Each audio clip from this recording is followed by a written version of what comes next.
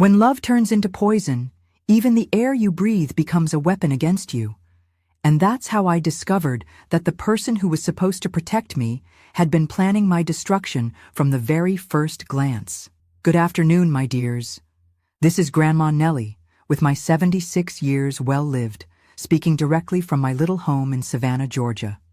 A city that holds stories between its cobblestone streets and the gentle waves at Tybee Beach. The sound of the ocean has always calmed me, even during the darkest days of my life. Today, I've decided to share with you a story I've kept in my heart for more than 5 decades. Before I begin, I want to thank all of you who are following my channel. If you're enjoying my story, go ahead and leave a like, subscribe to the channel, and tell me in the comments where you're watching this video from. It could be your city, your state, or even your country if you're far from our United States. Grandma loves knowing that people from all over are listening to me. It brings such joy to my heart. And did you know there's a $700 giveaway happening on this channel among all subscribers? Just comment where you're watching from and give this video a thumbs up, and you'll automatically be entered to participate. So comment below. I was born in 1949 in a small town called Oak Ridge in rural Kentucky. A place where gossip traveled faster than the creek water during heavy rain, and where everybody knew everybody's business. My childhood wasn't the easiest. My father, well, I only knew his name, Joseph Carter. According to my mother, Dorothy, he went out to buy cigarettes when I was 2 years old and never came back. Went to buy cigarettes in another country, she would say bitterly whenever I asked. I grew up with just my mother, but just doesn't mean well. Dorothy was a difficult woman, the kind who seemed to be born with bile instead of a heart. She worked as a laundress, scrubbing other people's clothes from dawn to dusk, and unloaded all the frustration that life had piled on her onto me. One wrong look, one word too loud, and her slipper would come flying in my direction. "You're just like your father, Nellie, a burden I carry," she would say almost every day. "If it weren't for you, I could have found another man, had a better life." I grew up believing I was a mistake, a problem, an inconvenience. I woke up walking on eggshells, went to bed praying I wouldn't give her a reason to be angry the next day. The house where we lived was small, one room divided by an old sheet that served as a wall between the living room and the bedroom. No privacy, no peace, no rest. It was against this backdrop that I met Arnold at 17. I was working at a grocery store downtown, arranging shelves and working the register. He walked in one December afternoon, tall, strong, with a smile that lit up the whole place. He asked for a pack of cigarettes and, while I was looking for change, looked at me in a way nobody ever had before. "What's your name, miss?" he asked. "Nellie," I answered, feeling my face burn with embarrassment. "Pretty name for a pretty girl," he said, taking the change and leaving a small business card in my hand. "I work at City Hall. If you need anything, just come find me." I kept that card like it was treasure. Arnold Wilson, Public Works Department, City Hall. An important man, educated, handsome, had shown interest in me. The girl who grew up hearing she was a burden, a problem, leftovers. In the days that followed, he began to frequent the store. He always bought something small, a candy, a soda, a newspaper, and would chat with me during the quiet moments when the store was empty. He talked about the town, about City Hall projects, asked about my life. I told him little, afraid that once he knew my reality, he would lose interest. "You deserve better, Nellie," he told me one day, after I let slip about the hardship of living with my mother. "A girl like you should be treated like a princess." Princess. Nobody had ever called me that. I, who grew up being the maid in my own home, washing, ironing, cooking, hearing complaints, was now a princess in someone's eyes. Our courtship began right there, in the grocery store. No formal proposal, no ring, none of that. Just the certainty that we would meet every day, that we would talk, that he would look at me in that special way that made my heart race. My mother, of course, didn't like it one bit when she found out. "A City Hall man interested in you? He must be married or looking to take advantage. Decent men don't look at fatherless girls." But for the first time in my life, I didn't listen to her. Arnold made me feel special, important, worthy of love, and I clung to that with all my strength. Our meetings were always in public places, in the town square, at the church steps, at the ice cream parlor. He was respectful, never tried anything that might stain my reputation, always treating me as his princess, telling me about the places he had seen, promising that one day he would take me to see the world, too. 6 months after we met, Arnold proposed. It was one evening in the town square, under a blossoming redbud tree. He took a small box with a simple but beautiful ring from his pocket, knelt right there in front of everyone. "Nellie, you've brought light to my life. Will you marry me?" I didn't even need to answer. My eyes were already saying yes before my mouth could form the words. A decent, hard-working man who loved me wanted to take me away from that life of sadness with my mother. It was everything I had always dreamed of and never thought I deserved. When I told my mother, I thought she would oppose it with all her might. But to my surprise, she reacted in a strange way. She remained silent, looking at me in a way I couldn't decipher, and then said something I'll never forget. "He already came to talk to me before. Asked for your hand, said he would take care of you, and me too." I was confused. Arnold had never mentioned this, never said he had spoken with my mother. Why would he hide something like that from me? But I was so intoxicated with happiness that I let it go. Maybe it was a surprise.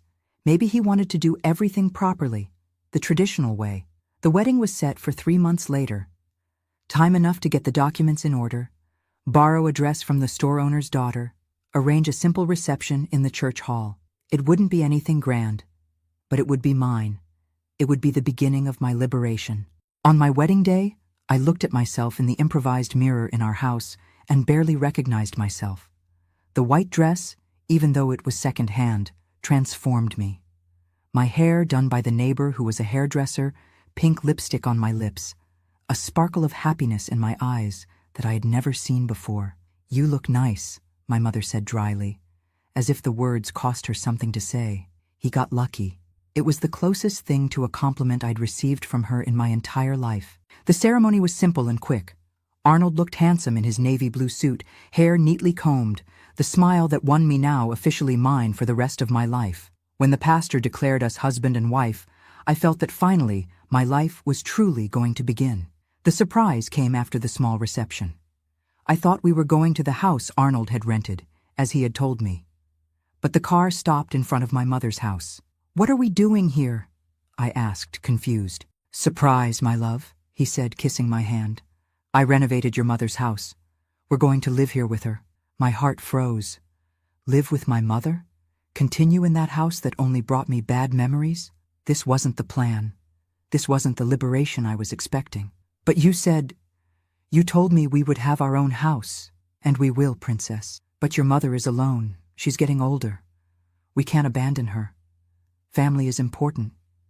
And now we're a family, the 3 of us." His smile remained the same, but there was something in his eyes, something I couldn't identify at the time, that should have warned me. A different gleam, calculating. But I was so confused, so caught between the joy of the wedding and the shock of the news, that I let it pass. We entered the house. Indeed, it was different. Fresh paint, some new furniture, even a radio in the living room. But it was still that house, those walls that had witnessed so many humiliations. And my mother was there, waiting for us, with a smile I had never seen before. A smile that should have also warned me. "Welcome to our home," she said, hugging Arnold first, then giving me a quick, awkward hug. "I'm so happy we're all going to live together." That first night, as a married woman, lying in the bed that Arnold had bought for our room, actually, the same space where I used to sleep, only now with a real wall separating it from the living room, I tried to convince myself that everything would be fine, that his love would compensate for my mother's constant presence, that that house could transform into a happy home. Arnold was affectionate, patient, treated me with respect, made me feel loved for the first time in my life. I fell asleep in his arms, believing that, despite the unpleasant surprise, my future would be happy beside that man. But little did I know that that night was just the beginning of a nightmare disguised as a love dream, that that man who called me princess had plans very different from making me happy, that my own mother, the one who should protect me, was involved in a plot that would destroy everything I was. The first months of marriage were like walking through a minefield disguised as a flower garden. On the outside, everything seemed perfect. Arnold was attentive, brought gifts, introduced me as his princess to everyone in town. Even my relationship with my mother seemed to be improving. She no longer yelled at me, no longer criticized my every move. She observed our interaction with a strange silence, almost as if she was waiting for something. But gradually, small things began to change. Arnold decided everything: what I wore, what I ate, who I could talk to. Always with a smile, always saying it was for my own good, that he wanted to protect me from the outside world. "Princesses don't need to work," he said, when I announced I wanted to return to the grocery store. "I'll take care of you. Your only concern should be making me happy." And so, without realizing it, I became a prisoner in that house I had so wanted to leave. The prince who came to rescue me had transformed into my jailer, and the worst was just beginning. 6 months after the wedding, I realized that the chains of love can be as heavy as those of hate, and how blind are the eyes of someone who wants so desperately to be loved. The change came slowly, like water dripping and forming a puddle without you noticing.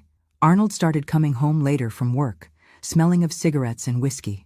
The man who before didn't drink, because I need to always be clear-headed to take care of my princess, now arrived stumbling, with a different look that gave me chills. The first time he raised his voice at me was because of a dinner I took too long to prepare. I had been waiting for him for hours, the food already cold, when he came in slamming the door. "What kind of garbage food is this? Cold like this? Is this how you welcome your husband after a whole day working to support this house?" My mother, sitting in the corner of the living room, said nothing. She just observed with those eyes that seemed to know exactly what was coming. "I'm sorry, Arnold. You were late, and the food—" I didn't finish the sentence. The slap came hard, making my face turn with the impact. The taste of blood invaded my mouth as I tried to understand what had happened.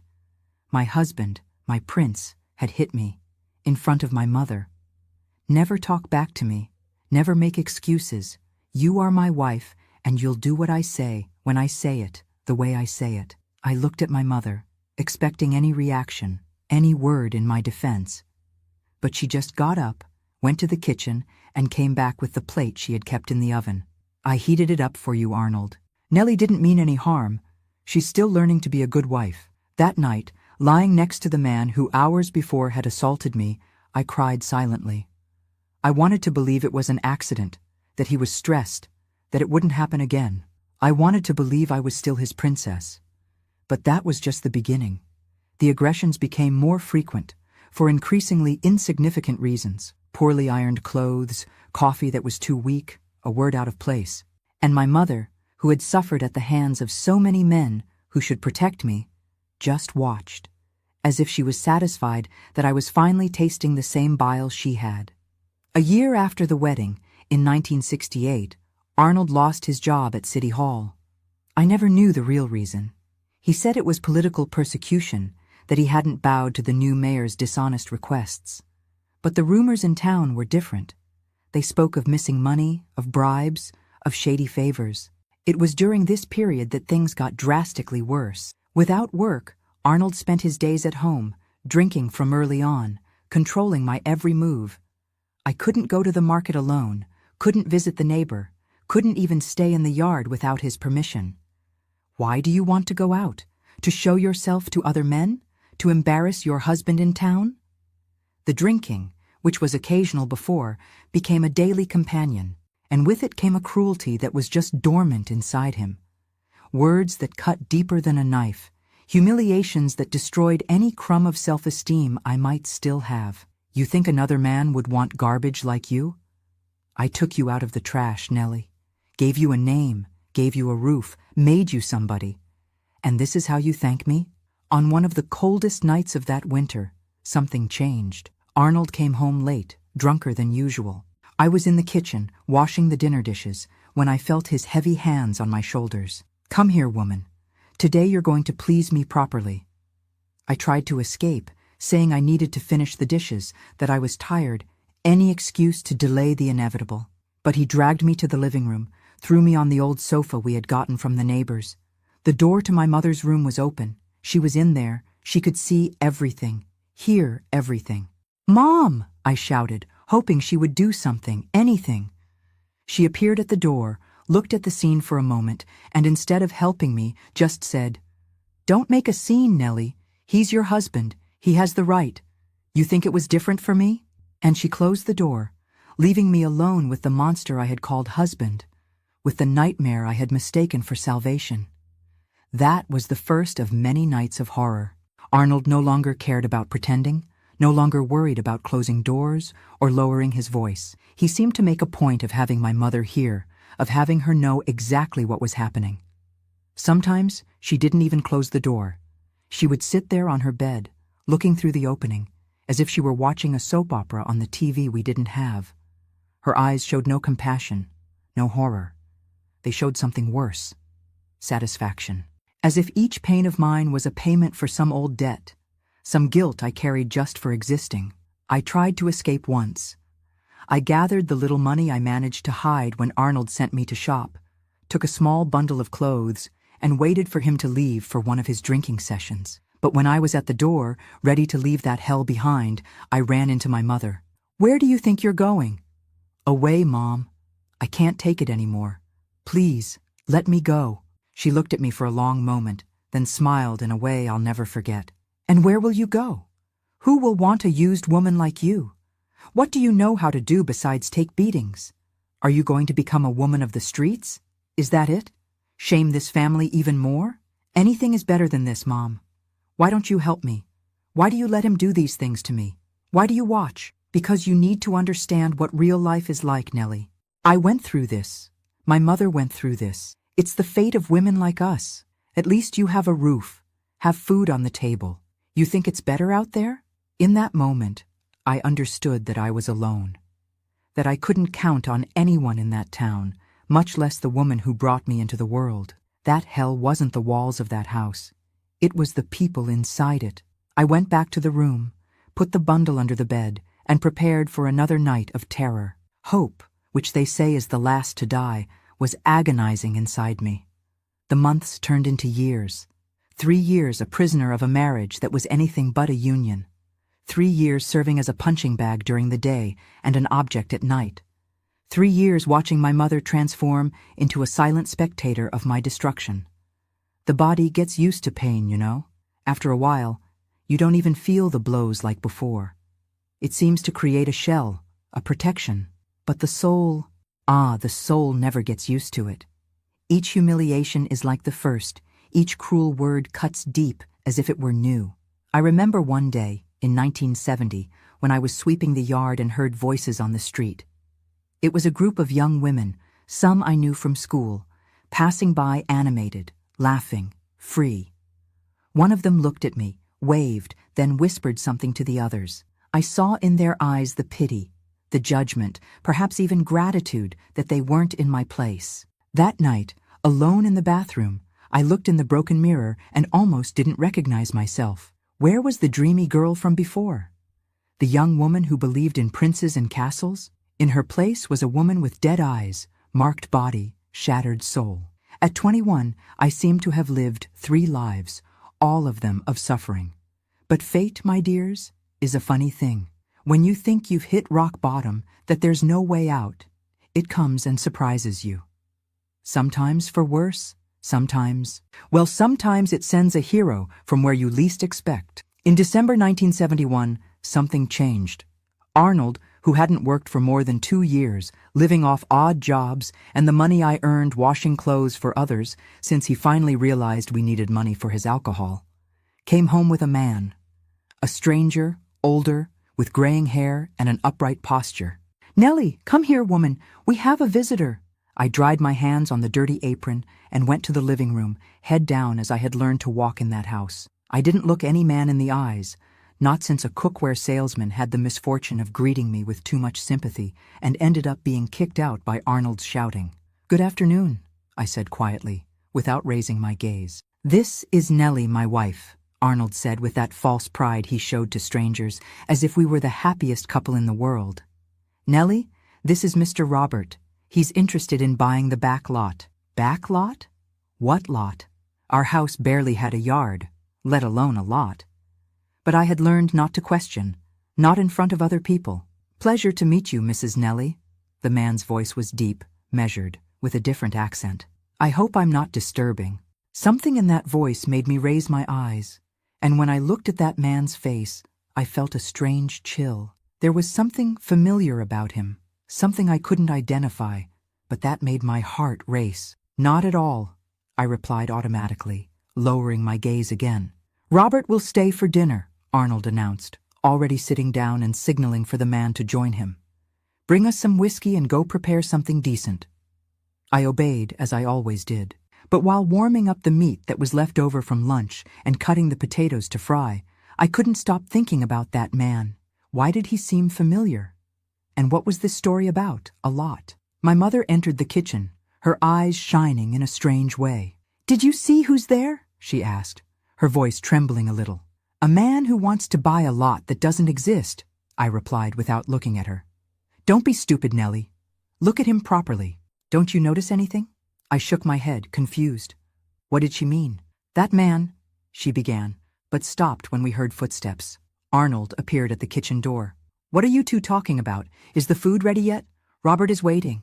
My mother moved away, returning to her room, leaving me with more questions than answers. I finished preparing the food and took it to the living room, where the two men were talking animatedly, the whiskey bottle already half empty.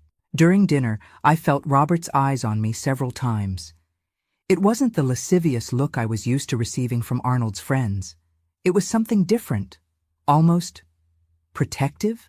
I couldn't define it, but it made me uneasy.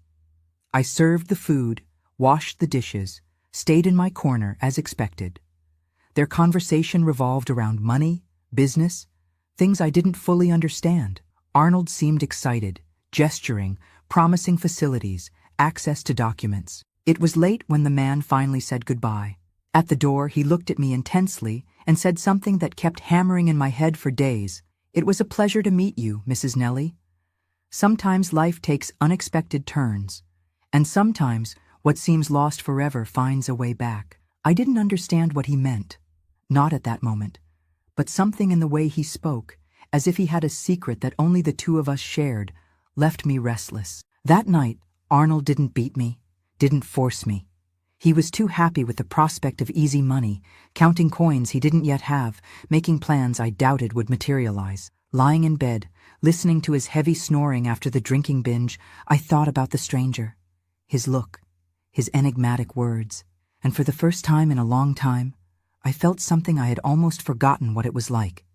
Curiosity, a desire to know more, to understand what was happening. I didn't know yet, but that dinner, that seemingly casual encounter, would be the beginning of a turning point in my life, the start of a journey that would lead me back to myself, that would reveal secrets buried for decades, that would finally free me from the chains I didn't even know I carried since birth. The gray-haired man would return, and with him all the truth that had been hidden from me, a truth that would turn my world upside down and show me that sometimes the real monsters aren't the ones that appear in fairy tales, but those who sleep under the same roof as you, who share your blood, who should protect you, but chose to destroy you. They say that truth is like water. It always finds a way to come to the surface, no matter how many barriers are placed in its path. And that's exactly what happened in that January of 1972. When I discovered that the walls of my house held secrets much deeper than I could ever imagine. After that first dinner, Robert began to appear frequently, always with some excuse related to the so-called back lot, documents to sign, measurements to make, details to settle. Arnold, blinded by greed and the possibility of easy money, welcomed him with open arms, displaying an enthusiasm he only showed when he had a glass of whiskey in his hand.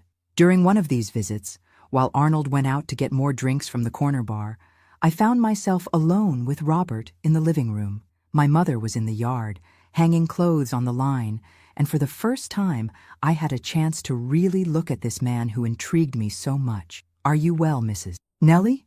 he asked with a kindness I hadn't experienced in a long time. "Yes, thank you," I replied automatically, like a robot programmed to say what they expected to hear. "You don't have to lie to me," he said, lowering his voice. "I have eyes. I see how he treats you. I see the bruises you try to hide. I froze. No one ever talked about this. It was the open secret that the whole town knew but pretended not to see. The neighbors saw my black eyes and asked if I had slept badly. The shopkeepers noticed my cut lips and commented on the dry weather that cracked the skin. The collective hypocrisy that allowed women like me to suffer in silence. I don't know what you're talking about, I murmured, looking at the door, fearing that Arnold might return at any moment. Yes, you do, and I want you to know that you don't have to live like this. No one deserves this, least of all you. Before I could respond, we heard footsteps in the yard. My mother came in, looked at the two of us with a strange expression, a mix of fear and anger. What are you two talking about? She asked, standing between us as if to separate us. Just commenting on the weather, Mrs. Dorothy, Robert replied calmly.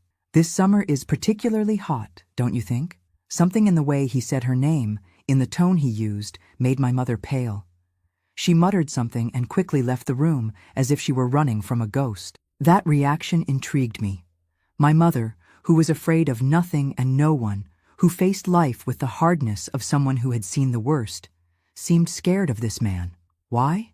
In the days that followed, I began to notice subtle changes in her behavior. She became agitated when she knew Robert was coming, tidied herself up more than usual, alternated between moments of extreme irritation and periods of contemplative silence. One morning, while washing clothes in the yard basin, she approached, looking around as if to verify that we were really alone. This Robert? Did he tell you anything? About me? About the past? No, Mom. Why do you ask? She studied me for a moment, as if trying to decide if I was lying. No reason. Just be careful with him. Men like that, who appear out of nowhere offering help, always have ulterior motives. What kind of help? He's only interested in the lot, isn't he? My mother gave a dry laugh without humor. Lot? Sure, that's what Arnold thinks. Before I could question her further, Arnold appeared at the gate, stumbling, drunk even though it was only noon. My mother quickly moved away, leaving me with more questions than answers. That afternoon, the hell I lived in daily got worse. Arnold, irritated for some reason that only existed in his drunken mind, began breaking things around the house, shouting senseless accusations. You've been having little talks with that old man, haven't you? You think I don't see the looks between you? You think I'm an idiot? I tried to calm him down, swear there was nothing, that he was imagining things, but alcoholic fury doesn't listen to reason, doesn't accept explanations. The first blow hit my stomach, making me double over in pain.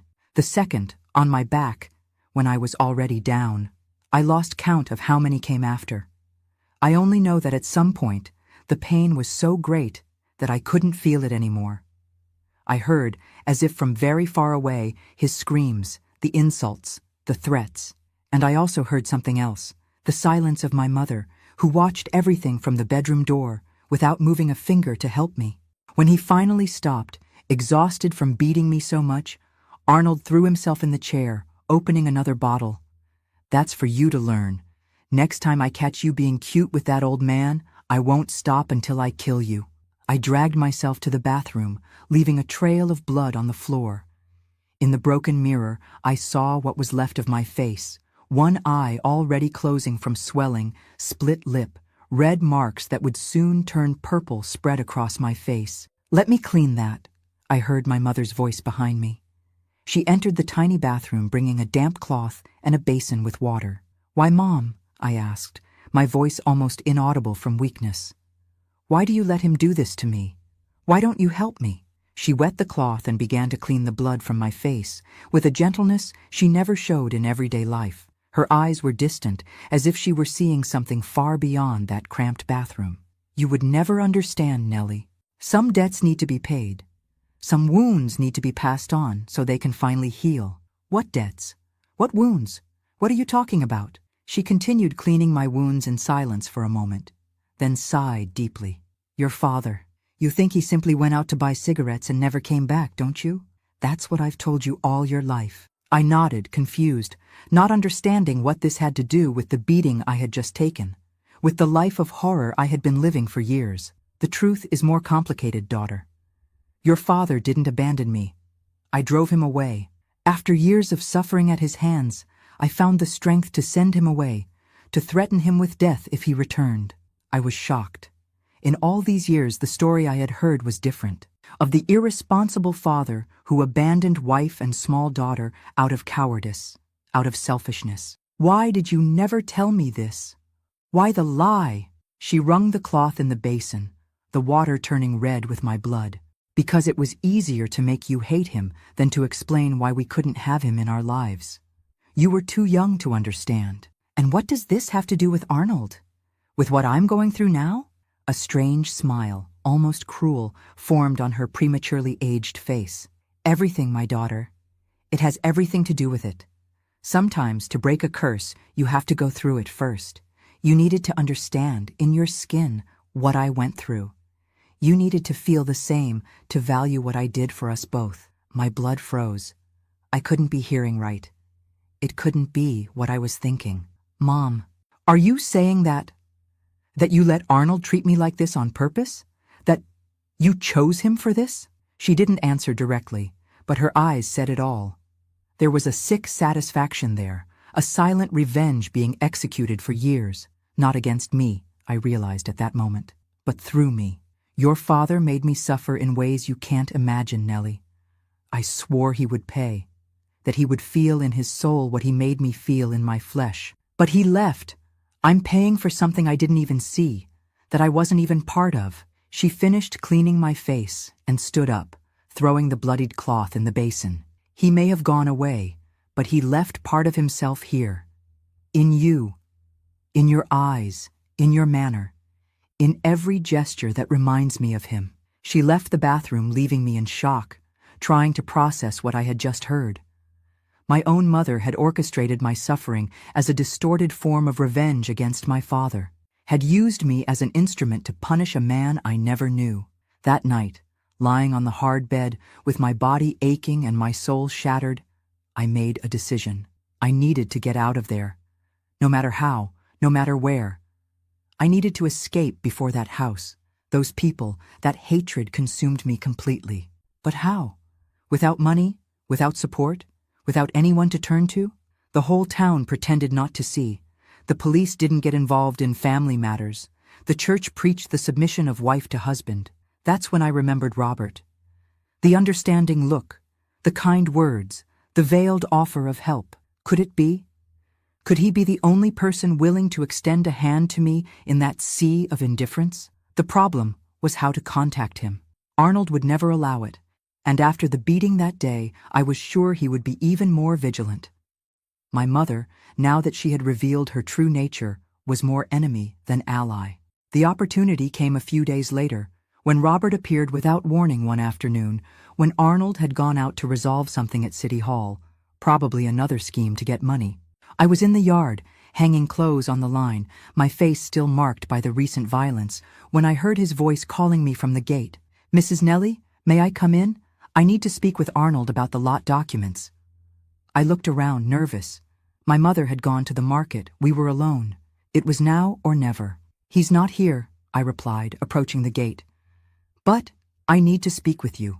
It's urgent." Robert entered, his face hardening when he saw the marks on my face, the bruises that the long-sleeved dress couldn't completely hide.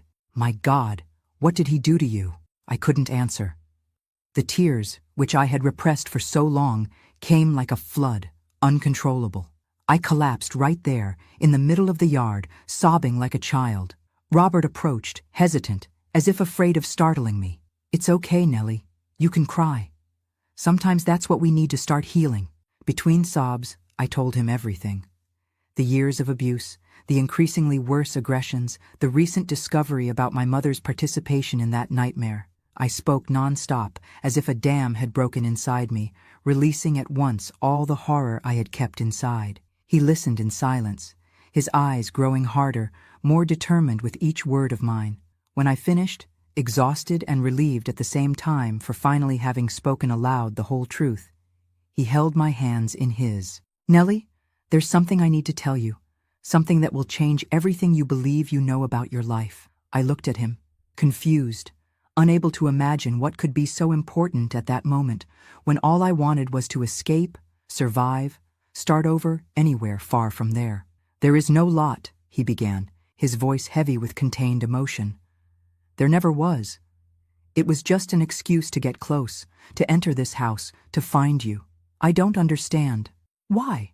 Who are you really? He took a deep breath, his eyes meeting mine with an intensity that made me tremble. My real name isn't Robert. It's Joseph Carter, and I am your father, Nellie. The world seemed to stop in that instant. The man before me, the stranger who had appeared out of nowhere offering business to Arnold, was the ghost that had haunted my life forever. The man who, according to my mother, had abandoned us. The man who, according to her recent confession, she had driven away. My father? The word sounded strange in my mouth, an almost abstract concept for someone who grew up without this figure. Yes, daughter. I know it's a shock, that you must be confused, angry perhaps. You have every right, but I need you to listen to me. The story you know isn't true. Neither the first version your mother told, nor this new one she invented. I leaned against the wall, my legs weak from the revelation. My father, there, in front of me. After so many years believing I had been abandoned, rejected, forgotten. Why now? Where were you all these years? Why did you let all this happen to me? His hands, wrinkled by time but still strong, trembled slightly. It's a long and painful story, Nellie, and we don't have much time before your mother or Arnold returns. But I promise to tell you everything, explain every detail. Now the most important thing is to get you out of here, ensure your safety. Part of me wanted to scream, demand immediate answers, unload on him all the accumulated pain of a life of abandonment. But another part, perhaps wiser, understood that this moment was crucial, that I couldn't waste it with recriminations that could wait. How? Arnold will never let me go. And my mother, she'll tell him. She'll help him find me. I have a plan. It's not perfect, but it's our best chance. It will require courage, Nellie. More courage than you've already shown just by surviving all these years in this hell. At that moment, we heard the front gate opening. My mother's voice called from the entrance, announcing she had returned from the market. Robert, or rather my father, quickly moved away, whispering, "Tomorrow, at 3 in the afternoon. I'll be waiting in the church square with a car. Come if you can, any way you can. It's your only chance." He left through the back gate while I tried to compose my expression, hide the whirlwind of emotions consuming me. My father had returned. Not to buy cigarettes, but to rescue me from the nightmare my life had become. When my mother entered the yard and saw me standing there with a lost look and clothes still to be hung on the line, she frowned. "What's wrong, girl? Looks like you've seen a ghost." If she only knew how right she was. Have you ever heard that the darkest night comes before dawn? Well, in that January dawn of 1972, I lived through the longest and most terrifying hours of my life, knowing that at daybreak I would face the biggest decision I'd ever had to make. I spent the night wide awake, my body aching from Arnold's recent blows, my mind buzzing with the revelation I had received. My father, alive. There. After so long believing in the lie of abandonment, discovering he had returned to rescue me was like waking from one nightmare only to find myself in another, even more confusing and intense. Arnold slept heavily beside me, his loud snoring mixed with the smell of whiskey exhaling from his half-open mouth. I observed his face relaxed in sleep, so different from the mask of hatred he wore when awake. How could I have believed that man would be my salvation? How was I so blind, so desperate for love that I didn't see the signs that were certainly there from the beginning? Around 4 in the morning, when the house was plunged into that heavy silence that only the dead hours know, I heard a creak. My mother's bedroom door opened slowly. I closed my eyes, pretending to sleep, while I heard her light footsteps down the hallway. She stopped at our bedroom door, stayed there for what seemed like an eternity, then continued to the kitchen. Curious and apprehensive, I waited a few minutes before carefully getting up so as not to wake Arnold. I followed the same path she had taken, my bare feet silent on the cold floor. I found her sitting at the kitchen table, illuminated only by the weak moonlight entering through the curtainless window. She looked aged, fragile, so different from the hard and relentless woman I knew. In her hands, she held something I couldn't immediately identify. Only when I approached more, still hidden in the hallway's shadows, did I see it was an old photograph, yellowed by time. "I know you're there, Nellie," she said without turning, her voice strangely calm. "Can't sleep." I hesitated for a moment, then entered the kitchen. There was no more sense in hiding, in pretending. "No, Mom. Too much on my mind." She gestured for me to sit across from her. When I did, she pushed the photograph toward me. "Do you know who this is?" In the faded image, a young couple smiled at the camera. The woman, whom I recognized as my mother many years ago, seemed like a different person. Well-arranged hair, soft face, eyes bright with happiness. Beside her, a tall, strong man embraced her by the waist, looking at her with adoration. "Is it you and my father?" I asked, my voice almost disappearing on the last word. She nodded, a sad smile playing at the corners of her mouth. "Our wedding, 1947. I was 18, your father, 22. We were so young, so full of dreams." I looked more carefully at the man in the photo. Even with the worn image, I could see similarities between him and Robert, or rather Joseph, whom I had recently met. The same eyes, the same strong chin, the same upright posture. Only younger, without the gray hair, without the marks that time and life leave on us all. "What happened, Mom? Really? No lies this time." She sighed deeply, seeming to weigh what she would say next. The truth is that even I don't know anymore, daughter. I've told so many versions over the years that sometimes I don't remember which is real and which I invented." "Try," I insisted, surprising us both with the firmness in my voice. "I owe this to myself, and you owe this to me too." She remained silent for a long moment, her wrinkled fingers caressing the edge of the photograph as if she could extract from it the necessary courage. "Your father was a good man," she finally began. "Hard-working, honest, kind. He treated me like a queen, said I was the most beautiful woman he had ever seen. We met at a 4th of July dance, danced all night, and 2 months later we were married." I was surprised by the soft, almost nostalgic tone. I had never heard my mother speak like this about anyone, much less the man who had supposedly abandoned us. "But something changed," she continued, her face hardening. "After you were born, I don't know how to explain. It was as if a shadow had fallen over me. I couldn't feel joy, had no strength for anything. I cried all day, screamed over anything. The doctors called it postpartum blues, but it was much more than sadness. It was a black hole that sucked me in, that transformed me into another person." I listened in silence, beginning to see for the first time my mother as a complex human being, not just the cruel and distant figure I knew. Joseph tried everything. He took me to doctors, to faith healers, gave me medicine, stayed awake nights on end, calming me when I had crises. But nothing helped. I only got worse. I began to have terrible thoughts. About you, about him, about myself. Her voice faltered, and I realized she was crying silently, tears leaving shining trails on her aged face. One day, I had a worse crisis than the others. I grabbed a knife, threatened both of you. Your father managed to disarm me, but he was terrified, not for his own safety, but for yours. You were only 2 years old, didn't understand what was happening, crying frightened in your little corner. My heart was beating fast, absorbing every word of this story that was rewriting my entire existence.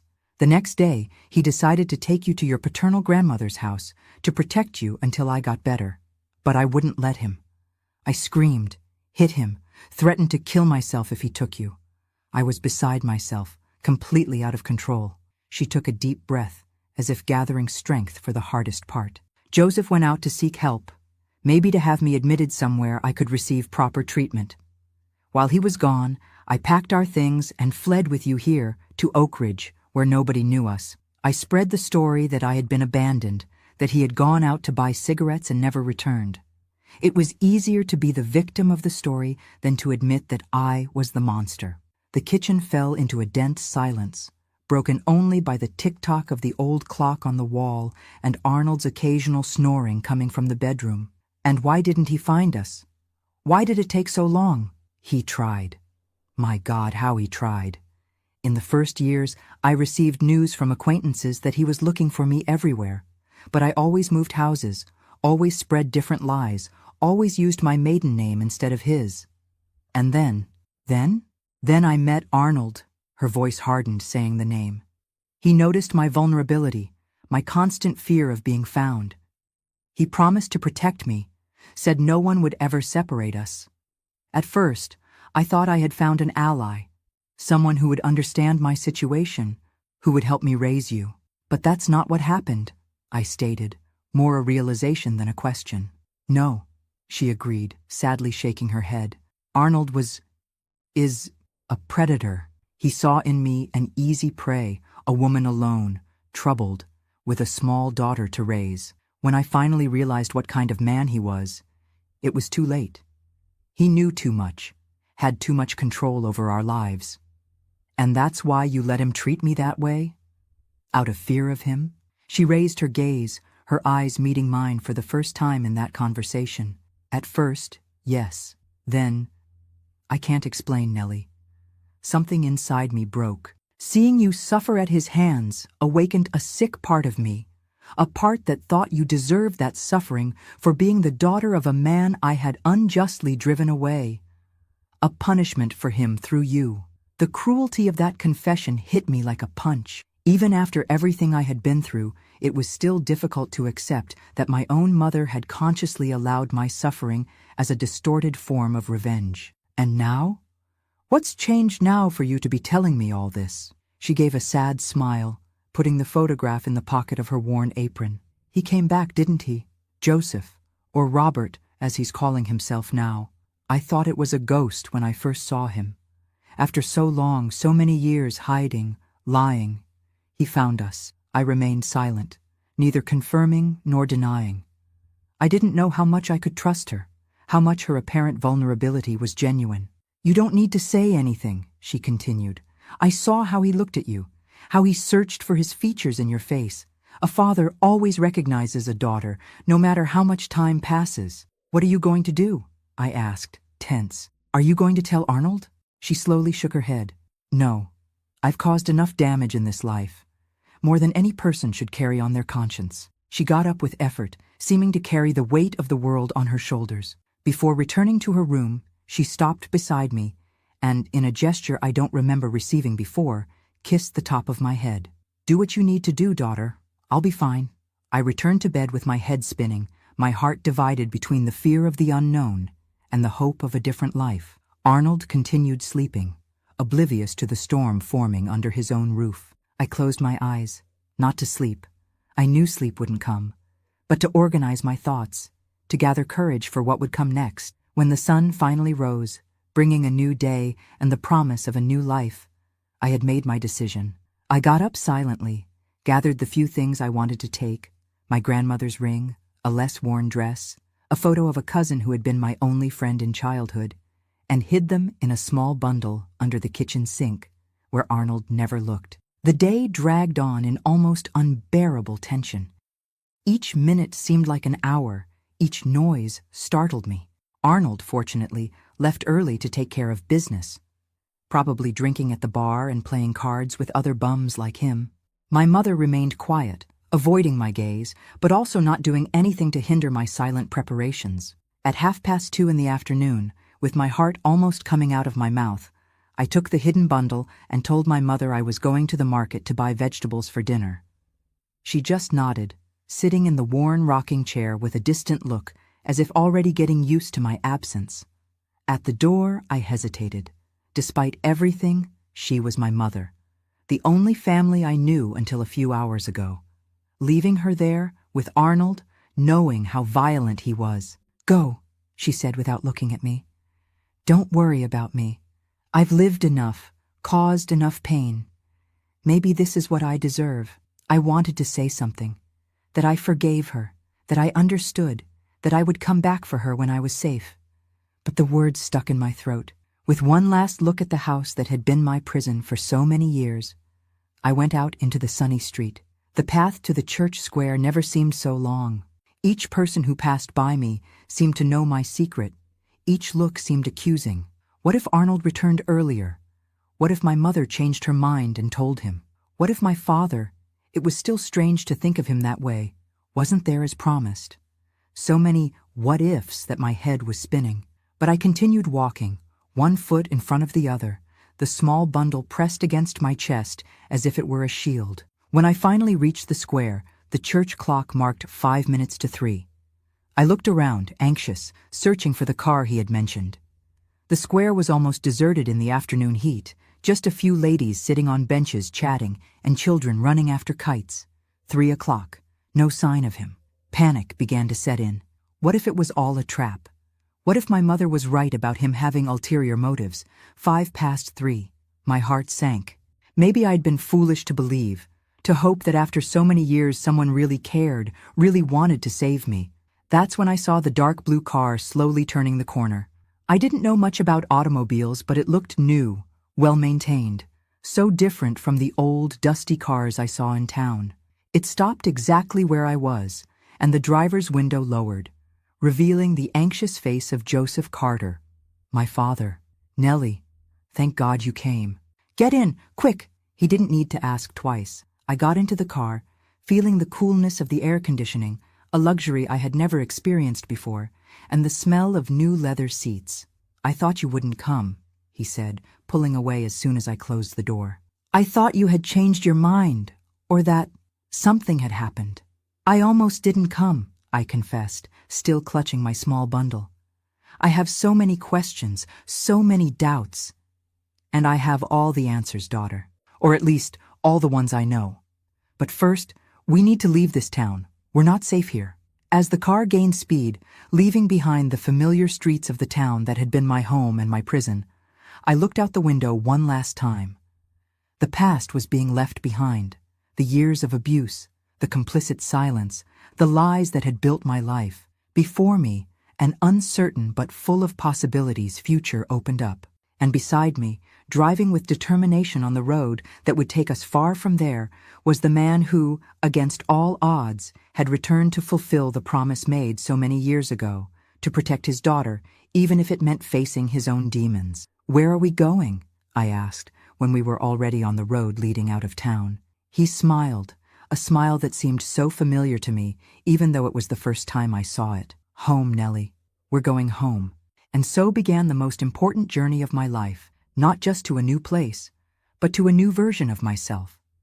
A version that, finally, could learn what it meant to be truly loved. Have you ever felt as if you were being born again? As if your entire previous life was just a nightmare from which you finally managed to wake up? That's exactly how I felt in that January of 1972. When I left behind the prison, I called home and set off toward the unknown with a man who was both a stranger and my blood. During the first hours of the journey, I remained silent, clutching my small bundle, still expecting to wake up or discover that it was all an elaborate trap. Joseph Carter's car, my father, it was still strange to think of him that way, followed the road that cut through rural Kentucky, taking us further and further away from Oak Ridge and the shadows that haunted me. "I know you have thousands of questions," he said when we had been on the road for a few hours, "and I promise to answer them all. But first, you need to eat something. You're too thin, daughter." We stopped at a simple roadside diner. It was a clean place, with checkered tablecloths and ceiling fans lazily turning. I sat uncomfortably, looking around like a cornered animal. How long had it been since I had entered such an establishment? Arnold never took me out to dinner, said it was a waste of money, that a woman's food should be made at home. "You can order whatever you want," Joseph said kindly. "Don't worry about the price." I looked at the menu without knowing what to choose. So many options, so many dishes I didn't even know. In the end, I ordered the same as him, a beef stew with vegetables that arrived steaming, smelling of seasonings that made my stomach growl in anticipation.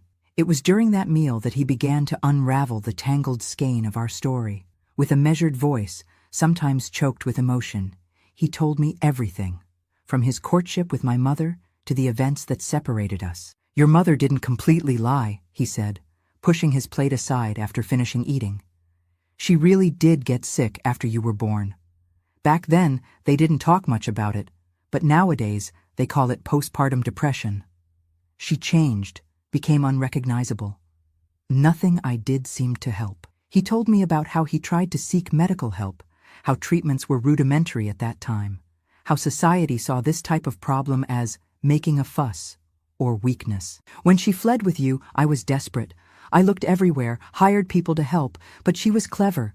She constantly changed towns, used different names, spread contradictory stories. Why didn't you go to the police? I asked, finding my voice for the first time since we entered the diner.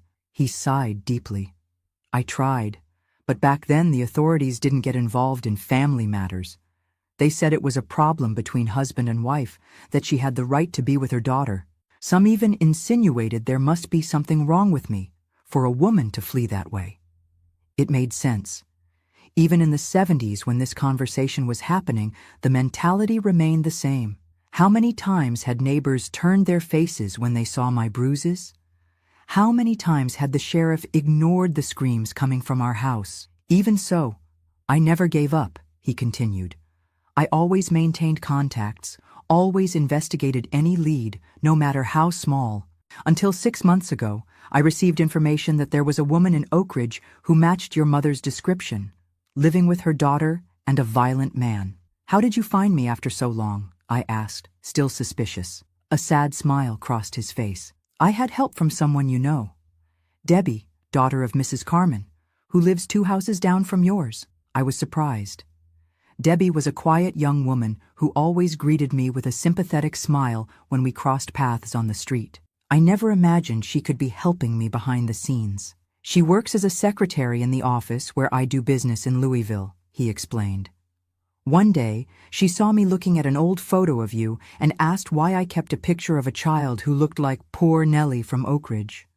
It was as if fate was finally on our side. It was too much information to process at once. Part of me wanted to believe every word, to cling to the idea that someone had spent years looking for me, wanting to save me. Another part, the one Arnold had shaped with violence and humiliation, suspected there was something more, some hidden interest. What do you want from me? I asked directly. After so long, why care now? The question seemed to hurt him, but he didn't look away. Because you're my daughter. Because I promised on the day you were born that I would always protect you, and I failed. Because not a single day goes by without me thinking about what your life would be like, your smile, your voice. Because no matter how much time passes, a father never, ever gives up on a daughter. His eyes shone with contained tears, and for the first time since our escape, I felt something inside me thaw, a small crack in the wall of distrust and fear I had built over the years. That night, we slept in a small but clean motel on the road to Louisville. He made a point of getting separate rooms, respecting my space, my time to digest everything that was happening. When I lay down in bed, the first in years that I didn't have to share with a man who saw me as property, I cried until I fell asleep, not from sadness, but from relief. The next day, we arrived in Louisville. The big city both frightened and amazed me at the same time. So many people, so many cars, buildings that seemed to touch the sky. The contrast with the quiet life of the countryside was striking. I live in an apartment in the Highlands neighborhood, he explained as he drove through the busy streets. It's a nice area, you'll like it. I've had a room prepared for you for years. I always kept hope. The apartment was modest but comfortable, in a 3-story building in a leafy neighborhood. When I entered the room that would be mine, I was speechless. It was simple, but had been decorated with such care, so many details thought out for a daughter who might never appear. A flowered bedspread, light curtains that swayed with the breeze, a small bookshelf with books I never had the opportunity to read.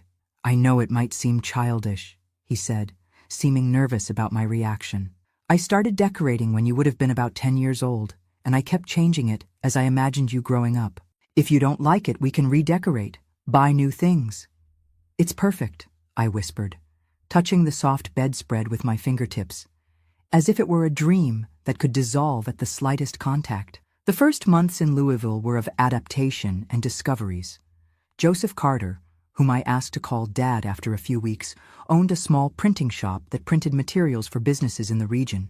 He had a stable life, comfortable without being luxurious. And most importantly, he was a kind, patient, respectful man. At first, I would startle at any sudden movement, cower when he raised his voice to speak on the phone, ask permission for everything, to eat, to leave the room, to take a shower. Ingrained habits of someone who lived years under tyranny. "Nellie," he told me one day, holding my trembling hands after I broke a glass and panicked waiting for punishment. "This is your home. You are free here. Free to come and go, free to speak, free to be whoever you want. Never, ever will I raise a hand to you. Never will I humiliate or control you. You are my daughter, not my property." They were simple words, but they planted the first real seed of healing in my devastated heart. With time, I opened up, regaining my autonomy, rediscovering who Nellie was beneath the layers of fear and submission. My father encouraged me to study, something I had abandoned at 15 when Arnold said that women don't need education to cook and have babies. At 23, I completed my GED. At 25, high school. It was one of the greatest joys of my life to receive the diploma, to see the pride in my father's eyes, to feel that I was finally building something of my own. I began working at the print shop, learning the business from the basics. I discovered I had a talent for design, for creating layouts that pleased clients. For the first time in my life, I received compliments for my work, for my talent, not for being cute or obedient. Of course, not everything was roses. Trauma doesn't disappear overnight. I had nightmares for years, startle responses, moments of panic without apparent reason. My father, patient, took me to a psychologist, Dr. Claire, a woman ahead of her time who helped me understand that I wasn't to blame for what happened, that I didn't deserve the abuse, that I had a right to a happy life. "What happened to my mother?" I asked my father one night, almost 2 years after the escape.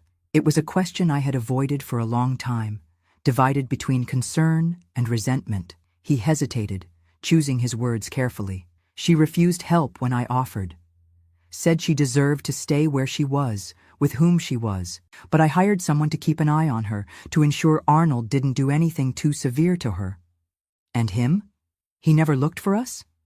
"He tried at first. He went to Debbie's house, threatened her family. But I had a conversation with the authorities in Louisville, explained the situation. He has some pending issues with the law. Fraud, small scams. It was enough to keep him away."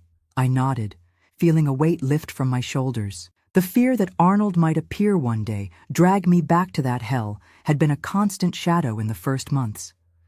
It was in 1975, 3 years after my rescue, that I met Michael. He was a client of the print shop, owner of a small bookstore downtown. He came to order business cards and promotional flyers, and we ended up talking about books, about authors we had recently discovered, about the pleasure of reading that I had rediscovered so late.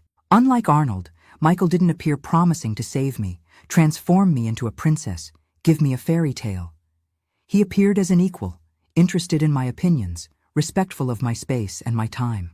The courtship began slowly, with coffees after work, walks in the park, endless conversations about everything and nothing. When I told him my story, not all at once, but in pieces as I felt safe, there was no pity in his eyes, only understanding and admiration for my strength. "You're amazing, Nellie," he said simply. "You went through all that and can still smile, trust, love. That's more courage than most people will have in their entire lives." We married in 1977, in a small but joyful ceremony at the church in the Highlands. My father walked me down the aisle with tears in his eyes, finally fulfilling the silent promise he had made when he first saw me. To see me happy, safe, loved as I deserved. Our first daughter, Claire, was born in 1979. When I held her in my arms for the first time, I made a silent vow. This child would never know the fear I knew, would never doubt the love surrounding her, would never have to build walls around her heart to survive. In 1982, our second child, Gabriel, came along, and in 1985, our youngest, Marianne.